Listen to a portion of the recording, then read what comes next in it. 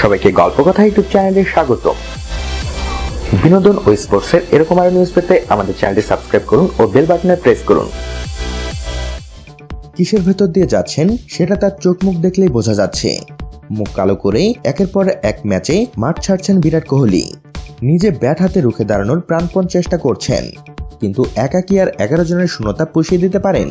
Royal Challengers ব্যাঙ্গালুরুর টানা 6 হারে কোহলির অধিনায়কত্ব নিয়ে প্রশ্ন উঠে গেছে। টেস্টের সাফল্য ভুলে গিয়ে নিন্দুকেরা এও বলছেন, কোহলি আর কি, ভারতীয় দলের সাফল্যের পেছনের আসল কারিগর মহেন্দ্র সিং ধোনি। আর সব ছাপিয়ে একটা দুশ্চিন্তা বড় হয়ে দেখা দিয়েছে, এভাবে চলতে থাকলে বিশ্বকাপে কোহলির ওপর আইপিএল ভূত আসর করবে না তো? সেই শঙ্কা উড়িয়ে দিলেন কুলদীপ যাদব।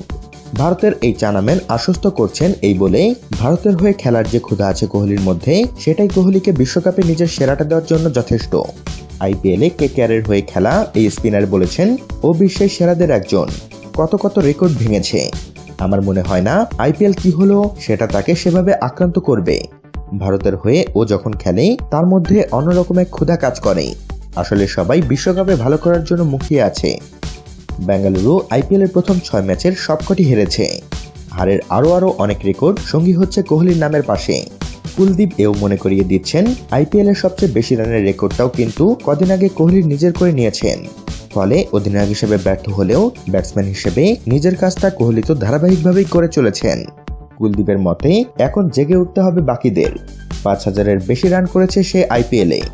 এককভাবে সে নিজের সেরাটা দিয়ে যাচ্ছে। হয়তো ওদের একাদশের গড়নটা ঠিকমতো জ্বলে উঠতে পারছে না। কোথাও না কোথাও দলের সমন্বয়টা ঠিকঠাক হচ্ছে না। দলের সমন্বয়টাই আসল। কোহলি নিজে বেশ ছন্দেই আছেন। 6 ম্যাচে 203 রান করেছেন। আইপিএলের এই ফর্মটা বিশ্বকাপের চক্রবৃদ্ধি হারে বাড়িয়ে তুলবেন ভারতীয় সমর্থকদের মতো এই প্রত্যাশা কুলদীপেরও।